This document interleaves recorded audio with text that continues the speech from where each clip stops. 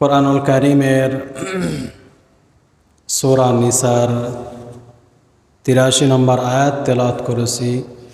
নবী মুহাম্মদুর রাসূলুল্লাহ সাল্লাল্লাহু আলাইহি ওয়াসাল্লামের অসংখ্য অগণিত আহাদিসে মুবারকা থেকে সহিহ মুসলিমের ৫৪ নম্বর হাদিস পাঠ করেছি। আল্লাহ তাআলা চাহেন তো আয়াত এবং হাদিসের আলোকে রব্বুল আলামিন যেন এমন কিছু কথা আমি অধমের জবান থেকে বের করে যেটা আমার এবং আমাদের সকলের জন্য উপকার হয়। সকলে বলি আমিন। আমরা জানি কালামে পাক তথা দ্বীন-এ ইসলাম, রসুলের হাদিস তথা সুন্নাহ, এটার মধ্যে দুনিয়াতে এমন কোনো কিছু নাই যেটার ব্যাপারে সমাধান দেওয়া হয় নাই। তিবিয়ানুন লিকুল্লি শাইইন, সব জিনিসের বর্ণনা, বিস্তার বর্ণনা দেওয়া হয়েছে। আল্লাহ তাআলা কোরআনুল কারীমের মধ্যে বলেন, হুদাল লিন-নাস ওয়া বাইয়িনাতিম মিনাল হুদা ওয়াল ফুরকান। এ কোরআন হলো মানুষের জন্য হেদায়েত স্বরূপ। কোরআন হলো মানুষের পথ প্রদর্শক, পথ নির্দেশক। ওয়া বাইয়িনাতিম মিনাল হুদা ওয়াল ফুরকান, এবং হক এবং বাতিলের মাঝে পার্থক্যকারী হলো কোরআনুল কারীম। সুবহানাল্লাহ। অন্য জায়গায় আল্লাহ রাব্বুল আলামিন বলেন, তিবিয়ানুন লিকুল্লি শাই, তিবিয়ানুন লিকুল্লি শাই। কোরআনুল কারীমের মধ্যে সব জিনিসের বিস্তার আলোচনা করা হয়েছে, বয়ান দেওয়া হয়েছে, আলোচনা করা হয়েছে। তাহলে এখন প্রশ্ন আছে, আচ্ছা তাহলে আমি কি কোন পোশাক পরবো, আমি কি ব্যবহার করব, আমি কি খাবো, কি দাবো, এসব কি বলা হয়েছে কোরআনুল কারীমে?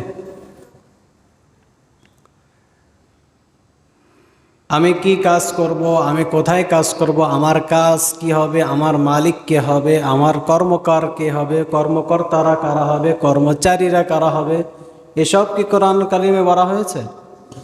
না না, এখানে বোঝানো উদ্দেশ্য হলো দ্বীন-এ ইসলামের শরীয়তের সব বিষয় বলা হয়েছে। শরীয়ত বাদ দিয়ে যেটা আছে, মুআমালাত, মুআশারাত, এই সংক্রান্ত কোনো কথা কোরআনুল কারীমে বিস্তারভাবে আলোচনা করা হয়নি। তবে কিছু এমন জিনিস দেওয়া হয়েছে যেটা দিয়ে সব বিষয়ের সমাধান দেওয়া যায়। যেরকম শরীরের যে কোনো ব্যথার জন্য ওষুধ সবার আগে দেয় একটা নাপা, বলে নাপা খাও, শরীরের ব্যথা ঠিক হয়ে যাবে। আবার জ্বর হয়েছে, কম জ্বর, এটার জন্য দেয় নাপা। বেশি জ্বর হয়েছে, এটার জন্য প্যারাসিটামল দেয়, হয়তো পাওয়ার বাড়ায় দেয়, কিন্তু সেটাও নাপার প্রকারই। তাহলে বিভিন্ন ধরনের রোগের চিকিৎসা একটাই দেওয়া হচ্ছে। ঠিক কোরআনুল কারীমের কিছু কিছু মূল বিধান এমন আছে যেটা দিয়ে সব বিষয়ের সমাধান খুঁজে পাওয়া যায়। এজন্য বলা হয় তিবিয়ানুল লিকুল্লি শাই, অর্থাৎ সব জিনিসের বিস্তারিত আলোচনা আল্লাহ তাআলা কালামে পাকের মধ্যে দিয়েছেন। এই সব বিষয়ের বিস্তারিত আলোচনা মানে হলো শরীয়তের, দ্বীন-এ ইসলামের দিন কিভাবে পালন করবেন, কিভাবে মানবেন, এই বিষয়ে সব বিস্তার আলোচনা দেওয়া হয়েছে। ঠিক একই কথা আমি আপনি কিভাবে মানুষের সাথে দেখা হলে, সাক্ষাৎ হলে কি করবে, সাক্ষাতের আগে কি হবে, সাক্ষাতের পরে কি হবে, এই বিষয়টাও আল্লাহ তাআলা কোরআনুল কারীমের মধ্যে বলে দিয়েছেন। একজন মানুষ আরেকজন মানুষের সাথে সাক্ষাৎকালে কি কি কথা হতে পারে, সর্বপ্রথম কি কথা হবে, সর্বশেষ কি কথা হবে, এই বিষয়ে আলোচনাও আল্লাহ তাআলা কোরআনুল কারীমের মধ্যে জানাইছেন।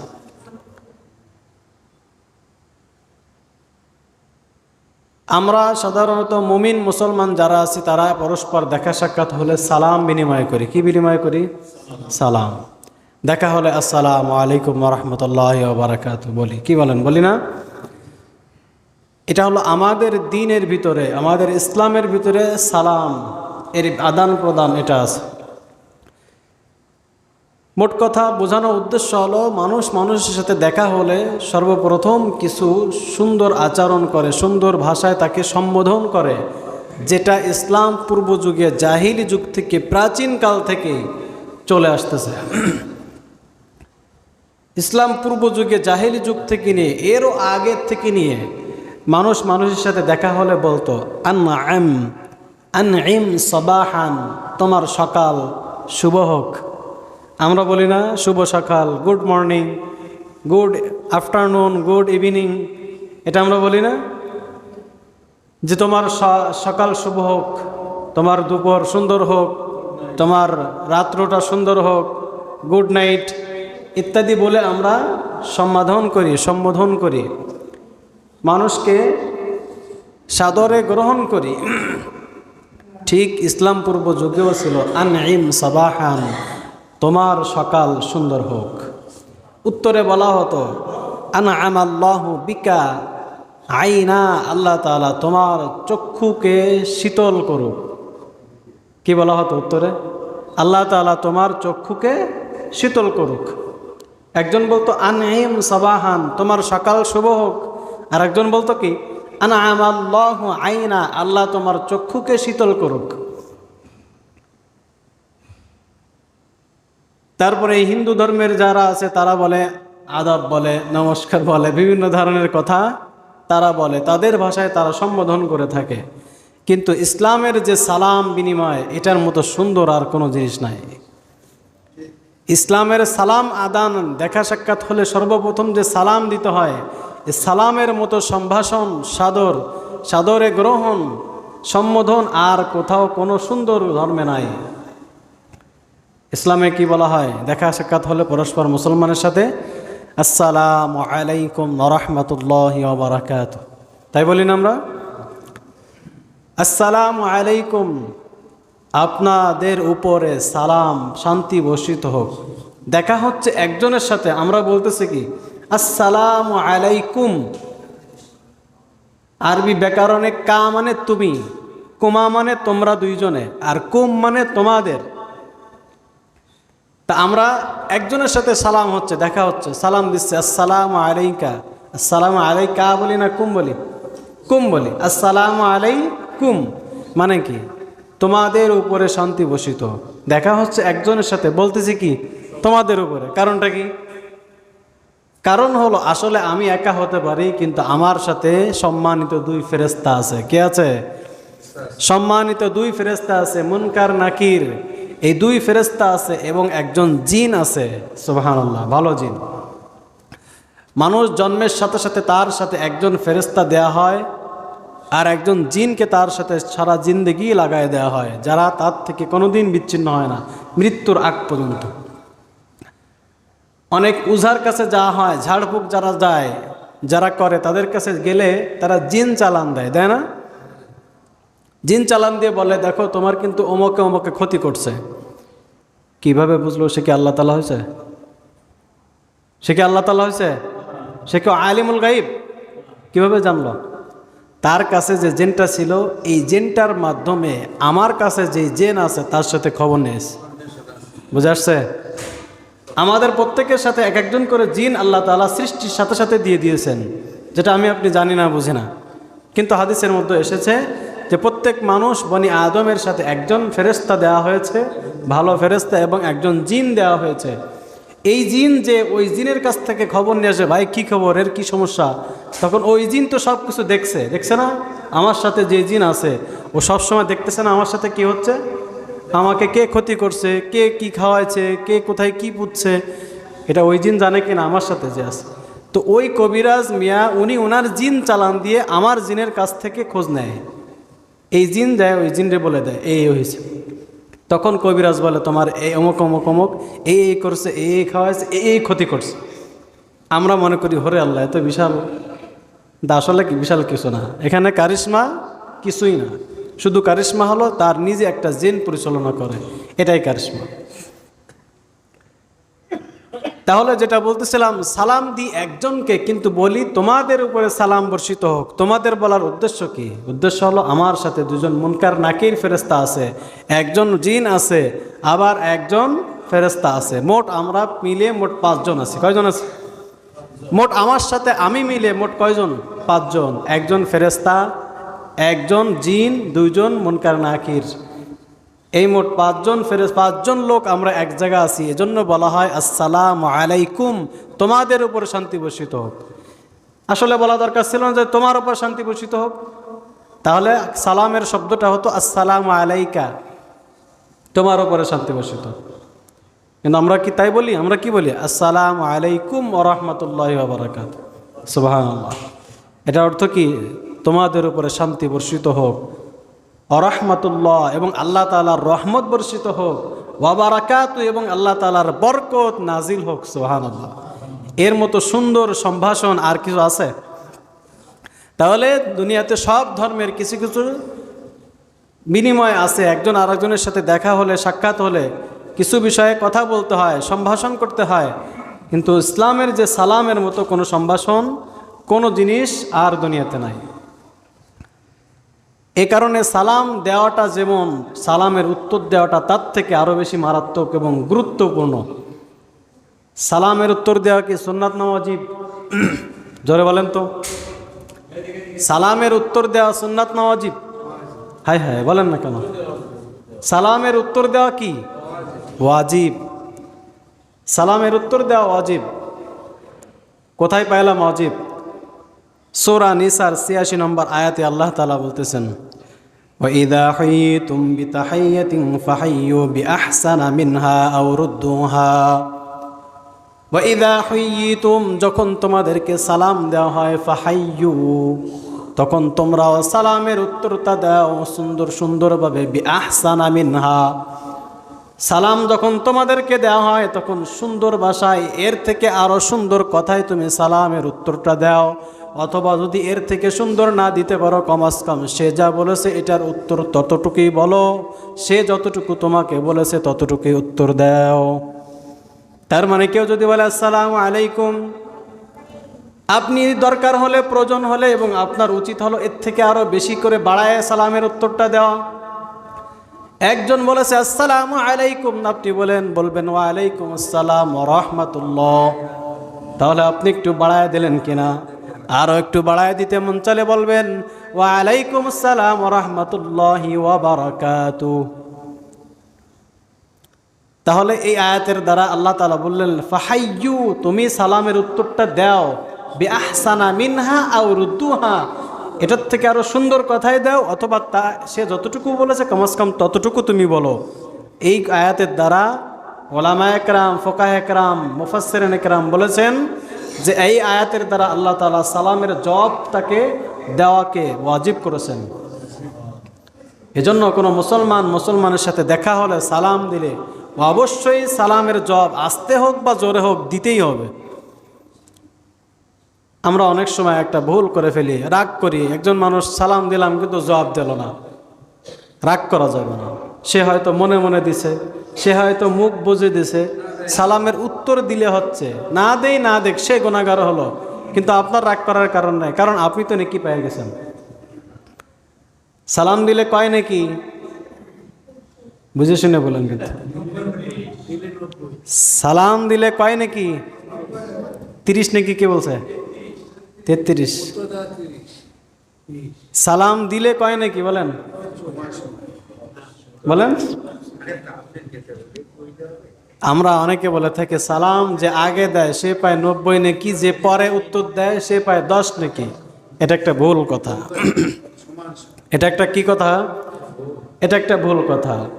সালামের উত্তর, সালাম দিলে যদি কেউ বলে আসসালামু আলাইকুম, তার 10 নাকি হয়েছে। কয় নাকি হয়েছে?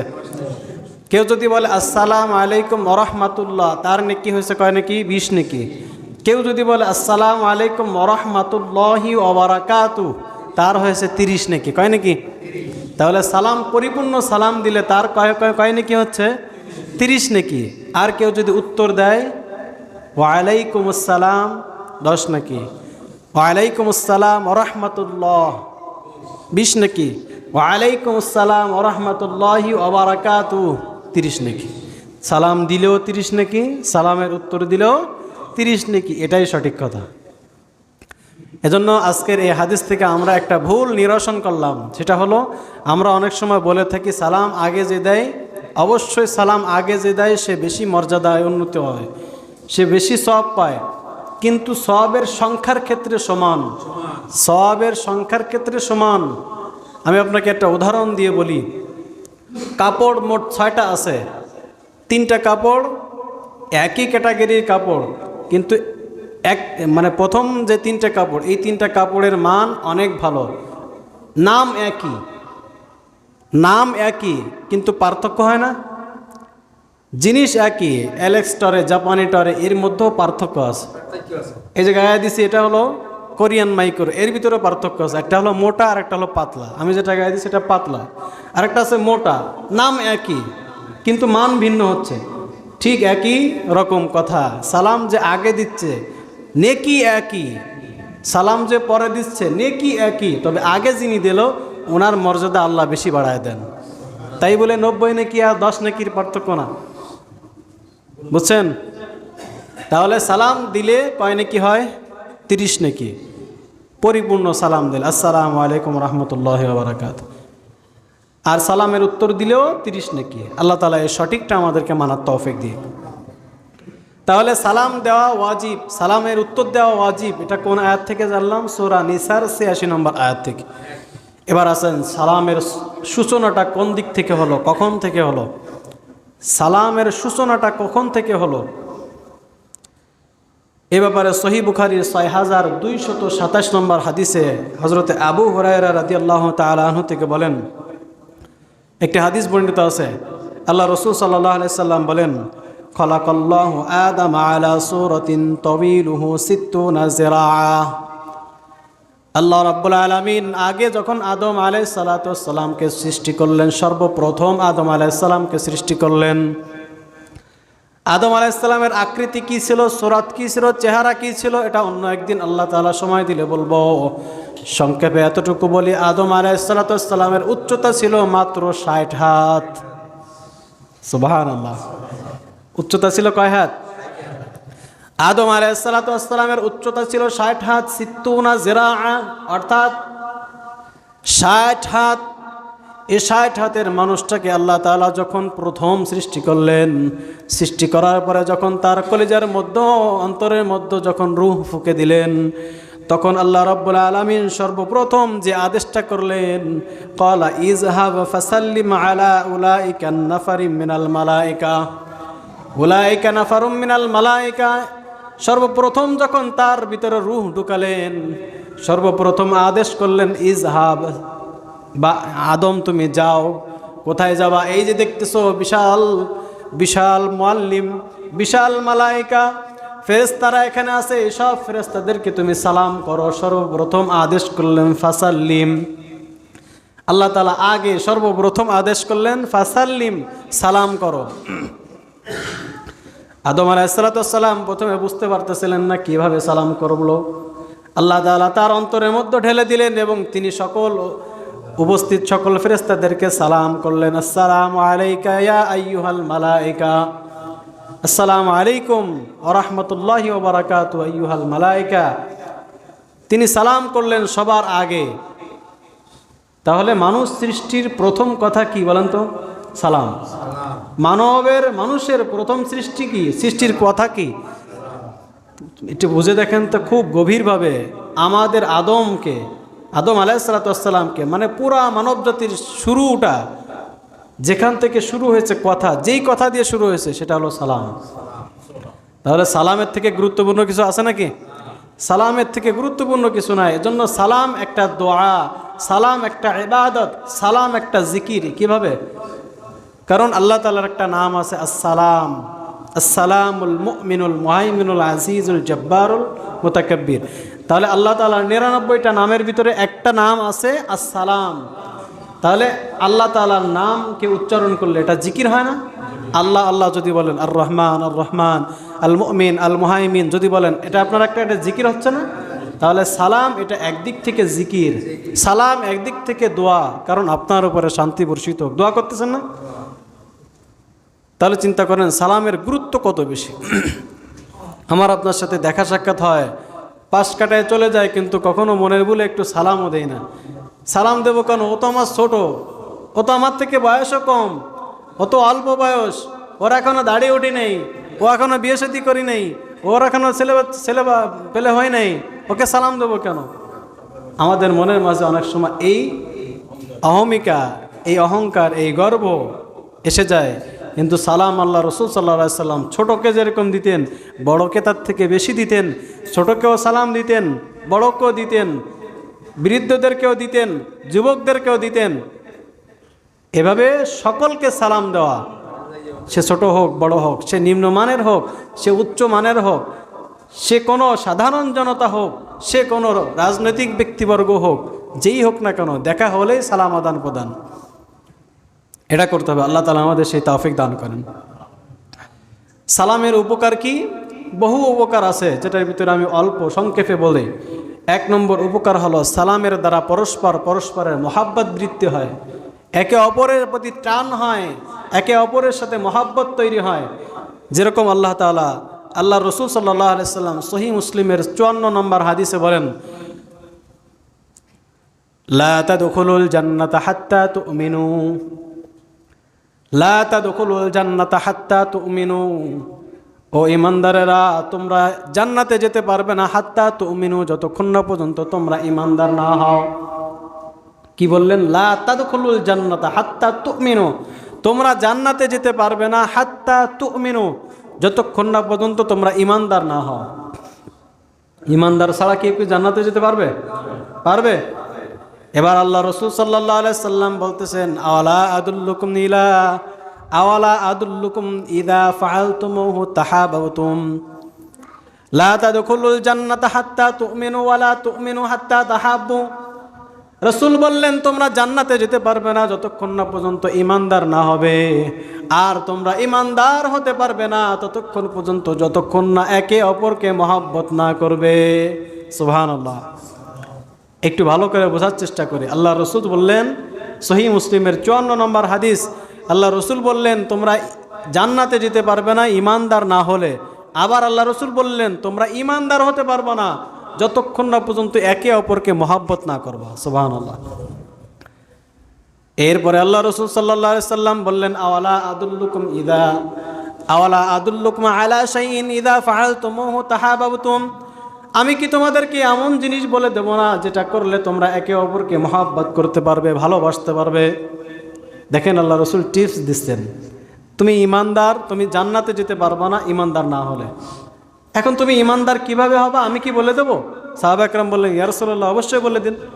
রসুল বললেন, আফশুস সালাম আতঈমুত তাআম ওয়া সাল্লু বিল-লাইলি ওয়ান নাসু নিয়াম। আফশুস সালাম, তুমি বেশি বেশি করে মানুষের সাথে সালাম আদান প্রদান করো, কারণ সালাম আদান প্রদানের মাধ্যমেই একে অপরের রাগ, ক্ষোভ আর অহংকার এটা দূর হয়ে যায়। মানুষের প্রতি যখন রাগ, ক্ষোভ, অহংকার দূর হয়ে যায়, তখনই তো মানুষ মানুষকে ভালোবাসে। কি বলেন? তাই না?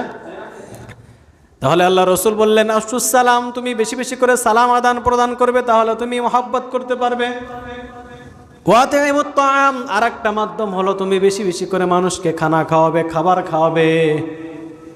এরপরে আল্লাহ রসুল বললেন, ওয়াসাল্লু বিল-লাইলি ওয়ান নাসু নিয়াম, মানুষ যখন ঘুমে থাকে তখন তুমি রাত্রে দাঁড়ায় দাঁড়ায় তাহাজ্জুদের নামাজ আদায় করবে। এই তিনটা কাজ যদি তুমি করতে পারো, বেশি বেশি সালাম আদান প্রদান করতে পারো, আর যদি খানা খাওয়াইতে পারো পরস্পরকে, আর যদি রাতের বেলায় তাহাজ্জুদ নামাজ আদায় করতে পারো, আমি রসুল বলে দিলাম তোমরা একে অপরকে মহব্বত করবে। আর একে অপরকে যখনই মহব্বত করবে তখন তুমি ঈমানদার হবে। আর একে অপরকে যখন মহব্বত করবে, ঈমানদার হওয়ার কারণেই তুমি জান্নাতে যেতে পারবে। সুবহানাল্লাহ। তাহলে সালামের উপকার, 1 নম্বর উপকার কি? একে অপরের সাথে মহব্বত হবে, সম্পর্ক ভালো হবে। 2 নম্বর নিরাপদে জান্নাতে যাওয়ার আমল হলো সালাম। সুবহানাল্লাহ, এত বড় কথা। নিরাপদে জান্নাতে যাওয়ার আমল হলো সালাম। কিভাবে?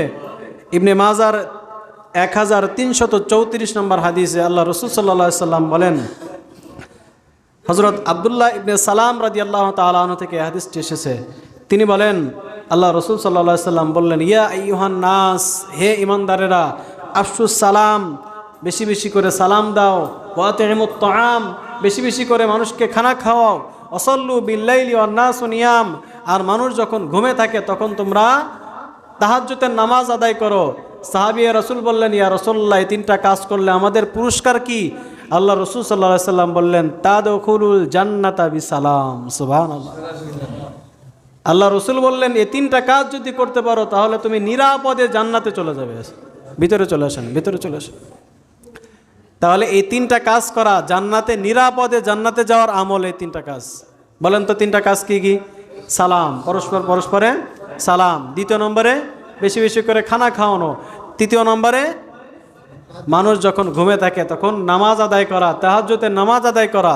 এই তিনটা কাজের দ্বারা মানুষ নিরাপদে জান্নাতে যেতে পারবে। সুবহানাল্লাহ। আল্লাহ তাআলা আমাদেরকে সেই তৌফিক দান করেন।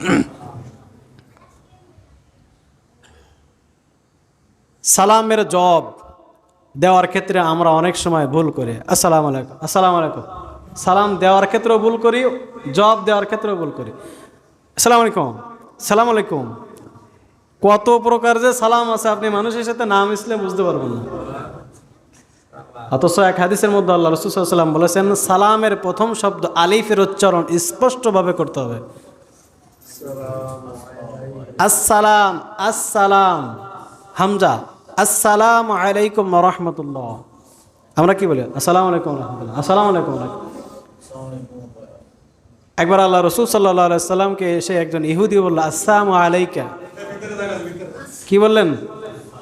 আসসালামু আলাইকা। ভালো করে শোনেন। আল্লাহ রসুলকে একবার এসে একজন ইহুদি এসে বলল, আসসালামু আলাইকা। দেখেন আমাদের অনেকটা এই ইহুদির সাথে মিশে যায়। ইহুদির উদ্দেশ্য ছিল আল্লাহ রসুলকে বদদুয়া করা। আসসালামু আলাইকা মানে হলো তোমার ওপর মৌত আসুক, মানে তুমি মরে যাও। নাউজুবিল্লাহ। আল্লাহ রসুলকে অভিশাপ দিচ্ছে, আল্লাহ রসুলকে গালি দিচ্ছে। কি বলে? আসসালামু আলাইকা। আসাম মানে হলো মৃত্যু, মানে মৃত্যু তোমার উপরে আসুক, তুমি মরে যাও। এই কথা শুনে আল্লাহ রাসূল সাল্লাল্লাহু আলাইহি ওয়াসাল্লাম চুপ থাকলেন। কি বলেন? আল্লাহ রসুল বোঝেন নাই? বুঝছেন, কিন্তু বিষয় ঘরের থেকে আম্মা জান আয়েশা রাদিয়াল্লাহু তাআলা আনহা উনি আর চুপ থাকতে পারেন নাই। উনি তো ব্যাকরণ বোঝেন, উনি বুঝছে যে ইহুদি আমার রাসূলকে কি ঘায়টা দিছে। বলেছে আসসালামু আলাইকা মানে হলো তোমার উপরে মৌত আসুক, তুমি মরে যাও। আম্মা জান আয়েশা রাদিয়াল্লাহু তাআলা ঘরের মধ্য থেকে উত্তর দিচ্ছে, ওয়া আলাইকা আসসালাম আলাইকা, তোর উপরে মৃত্যু আসুক। আম্মা জান আয়েশা রাদিয়াল্লাহু তাআলা কে আল্লাহ রাসূল সাল্লাল্লাহু আলাইহি ওয়াসাল্লাম থামালেন, বললেন আয়েশা তুমি এটা বলে না, থাক। ও বলেছে, ওটার উত্তর আল্লাহ তাআলা তার নিজের পক্ষ থেকে দিয়ে দিয়েছে, আমার দেওয়ার দরকার নেই। তা আমাদের এই আসসালামের শব্দটা যেন ওই ইহুদির সাথে মিলে না যায়। আসসালামু আলাইকা, আসসালামু আলাইকুম, আসসালামু আলাইকুম, এগুলো এরকম, এটা কোনো সালাম নয়, স্পষ্ট উচ্চারণ করতে হবে। আসসালামু আলাইকুম বলেন তো, আসসালামু আলাইকুম। আসসালাম হামজার উচ্চারণ, আসসালামু আলাইকুম। হ্যাঁ, সুন্দর করে দিবেন, সময় নিয়ে দিবেন প্রয়োজনে, কারণ এটা তো মহব্বত হওয়ার আলামত। আল্লাহ তাআলা সেই তৌফিক দান করেন।